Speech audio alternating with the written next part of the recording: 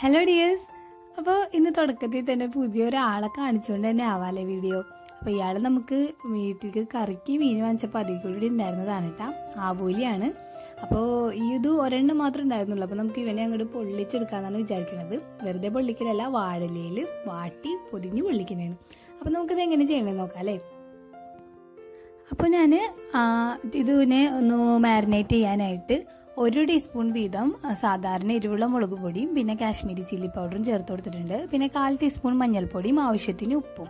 പിന്നെ നമുക്കിതിലേക്ക് ഒരു അര ചെറുനാരങ്ങയുടെ നീരൊന്ന് പിഴിഞ്ഞൊഴിക്കാം. എന്നിട്ട് ഈ ഒരു നീരിലാണ് നമ്മൾ ഈ ഒരു പൊടികളൊക്കെ ഒന്ന് പേസ്റ്റാക്കി എടുക്കുന്നത്. അപ്പോൾ ഇനി ഇതിലേക്ക് ഈ സമയത്ത് വേണമെങ്കിൽ നിങ്ങൾക്ക് ഒരു 1/2 ടീസ്പൂൺ കുരുമുളക് പൊടി ചേർത്ത് കൊടുക്കുക. അപ്പോൾ ഇതിവിടെ നമുക്ക് വീട്ടിൽ അത്രയ്ക്ക് എരിവ് ആവശ്യമില്ലാത്തതുകൊണ്ട് മാത്രം ആ ഒരു പൊടി ഞാൻ ചേർക്കണില്ല കേട്ടോ. ഇത് നല്ലപോലെ ഇങ്ങനെ ഒന്ന് പേസ്റ്റാക്കി എടുത്തിട്ടുണ്ട്. ഇനി ഇതിലേക്ക് നമുക്ക് വൃത്തിയാക്കിയിട്ടുള്ള നമ്മുടെ ഈ ഒരു ആവോലിനെ വെച്ച് കൊടുക്കാം. അപ്പോൾ അത് ആവോലി നല്ല കുളിച്ച് കുട്ടപ്പനാക്കിയിട്ട് ഉമ്മ കൊണ്ടു തന്നതാണ്. അപ്പോൾ ഇതിൻ്റെ മെയിനായിട്ട് നമ്മൾ ആ വരികയേക്കണതിൻ്റെ ഉള്ളിലേക്കും പിന്നെ ആ ഒരു തലയുടെ ഉള്ളിലുള്ള ഗ്യാപ്പിലൊക്കെയാണ് നമ്മൾ കൂടുതലായിട്ടും മസാല ഇങ്ങനെ തേച്ച് പിടിപ്പിച്ച് വെക്കേണ്ടത്.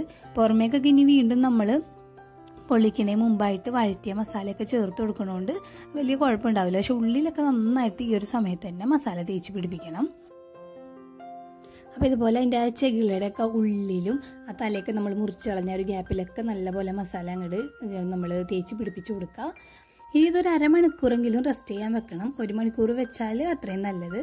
അപ്പോൾ ഇനി നമ്മൾക്ക് കുറച്ച് പച്ചമസാല നിറച്ചെടുക്കണം. അതായത് ഈ ഒരു സൈസിലുള്ള ഒരു ചെറിയ കഷ്ണം ഇഞ്ചി, ഒരു 4-5 കഷ്ണം ചെറിയ അല്ലി വെളുത്തുള്ളി, കുറച്ച് കറിവേപ്പിലയും ഒരു പച്ചമുളകാണ് എടുത്തിട്ടുള്ളത്.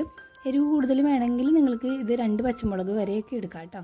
അപ്പോൾ ഇത്രയും ചേർത്ത് കൊടുത്തിട്ടുണ്ട്. ഇനി ഇതിലേക്ക് നമ്മൾ ഒരു 1/2 ടീസ്പൂൺ കുരുമുളക്, ചതക്കാത്ത കുരുമുളകും പിന്നെ അതുപോലെ തന്നെ 1/2 ടീസ്പൂൺ എരിവുള്ള മുളക് പൊടിയും 1 ടീസ്പൂൺ കാശ്മീരി ചില്ലി പൗഡറും ചേർത്ത് കൊടുത്തിട്ടുണ്ട്. ഇനി ഇതിലേക്ക് നമുക്ക് കുറച്ച് വെളിച്ചെണ്ണയും കൂടി ഒഴിച്ച് ആവശ്യത്തിന് ഉപ്പും ചേർത്തിട്ട് നന്നായിട്ടൊന്ന് അരച്ചെടുക്കണം. അപ്പോൾ മീൻ റെസ്റ്റയിലൊക്കെ കഴിഞ്ഞിട്ടുണ്ട്. ഇനി നമുക്ക് ഒരു പാൻ ചൂടാക്കിയിട്ട് കുറച്ച് വെളിച്ചെണ്ണ ഒഴിച്ചിട്ട് ഇതുപോലെ ഇങ്ങനെ ഷാലോ ഫ്രൈ ചെയ്തെടുക്കുക. 2 വശവും ഒരു 5 മിനിറ്റ് വീതം ഫ്ലെയിമൊക്കെ ഒന്ന് കുറച്ച് വെച്ചിട്ട് ഒരു 1/4 വേവ് വരെയും വെന്താൽ മതി. ഒരുപാട് അങ്ങോട്ട് മൊരിഞ്ഞ് കിട്ടണ്ട. നമുക്കിനി വീണ്ടും പൊള്ളിക്കാനുള്ളതാണ്. അപ്പോൾ അതിൻ്റെ ഒരു സോഫ്റ്റ്നെസ് ഒക്കെ നഷ്ടപ്പെടാതിരിക്കാൻ വേണ്ടിയാണ് നമ്മളൊരു 1/4 വേവ് മതി എന്ന് പറയുന്നത് കേട്ടോ.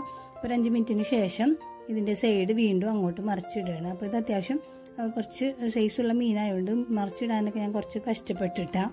അപ്പോൾ അതാ ഇതുപോലെ ഒട്ടും പൊടിഞ്ഞൊന്നും പോവാതെ നമുക്ക് ഇതുപോലെ ഇങ്ങനെ ഒന്ന് മറിച്ചിട്ട് കൊടുക്കാം. ഇനിയിപ്പോൾ ഈ ഒരു സൈഡും കൂടി അതുപോലെ തന്നെ ഒന്നും മൊരിഞ്ഞു വരട്ടെ. അപ്പോൾ ഇതിപ്പോൾ കറക്റ്റ് പാകമായിട്ട് വന്നിട്ടുണ്ട്. നന്നായിട്ട് മസാലയെല്ലാം അതിൽ തന്നെ പിടിച്ച് ചെറിയൊരു മുരിച്ചിലും എന്നാലും അതിൻ്റെ ഉള്ളിലൊക്കെ നല്ല സോഫ്റ്റുമാണ്. ഈ ഒരു പാകം മതി. ഈ ഒരു പാകമാകുമ്പോൾ തന്നെ നമുക്ക് എടുത്ത് മാറ്റണം.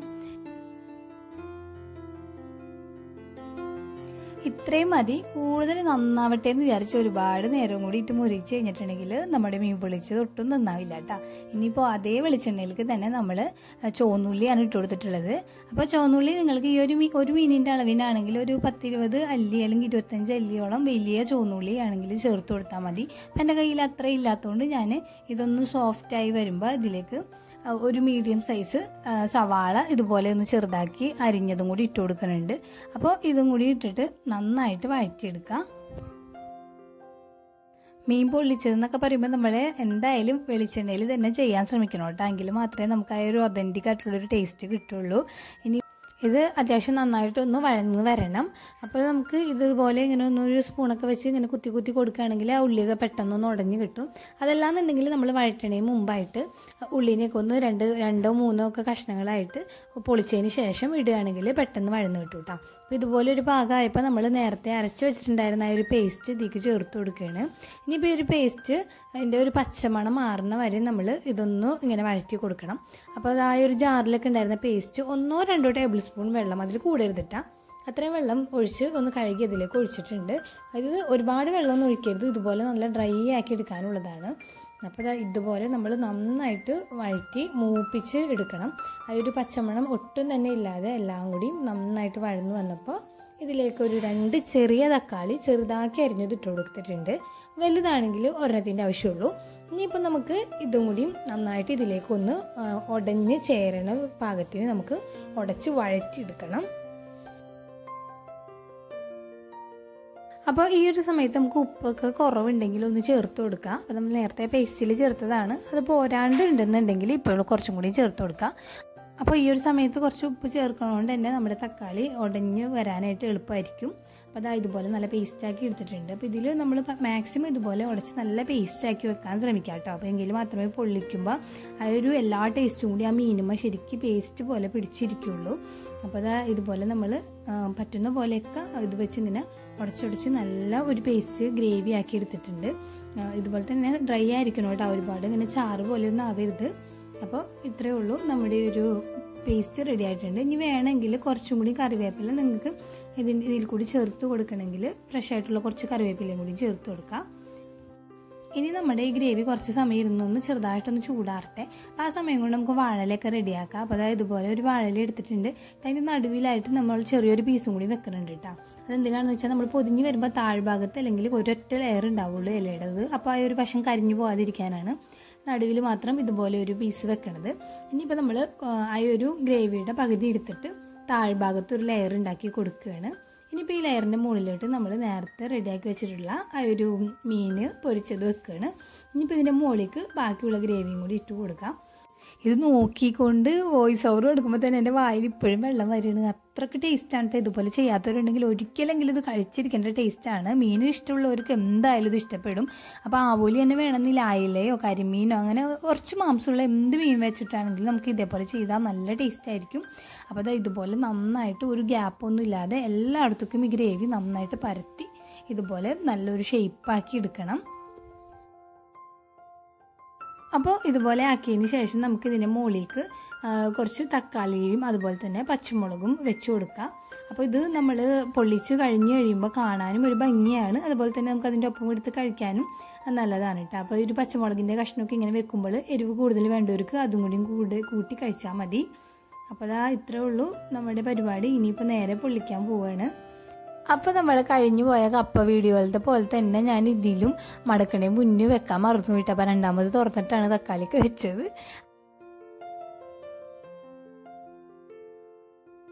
അപ്പോൾ ഇതാ ഇത് വീണ്ടും നമ്മൾ ഇതുപോലെ ഇങ്ങനെ മടക്കി എന്തെങ്കിലും വാഴയുടെ ചരടൊക്കെ ഉണ്ടെങ്കിൽ അതായിരിക്കും നല്ലത്. അപ്പോൾ ഞാൻ എടുത്ത് വെച്ച വാഴയുടെ ചരട് ചെറുതായി പോയി, പിന്നെ മഴയൊക്കെ അല്ലേ, അപ്പോൾ വീണ്ടും എടുക്കാനൊന്നും പോയില്ല.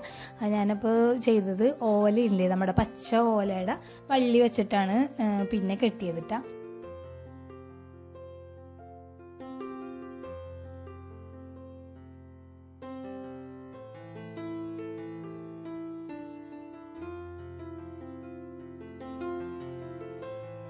അപ്പോൾ ഇതുപോലെ നമ്മൾ പൊതിഞ്ഞെടുത്തത് നേരെ പൊള്ളിക്കാൻ പോവുകയാണ്. അപ്പോൾ ഇതുപോലെ ഒരു പാനിൽ നേരത്തെ ഒഴിച്ച് അത്രയും വെളിച്ചെണ്ണ ഒഴിക്കണ്ട, 1-2 ടീസ്പൂൺ മാത്രം ഒഴിച്ചിട്ട് അതും ഈ ഇല കരിയാതിരിക്കാനാണ് കേട്ടോ.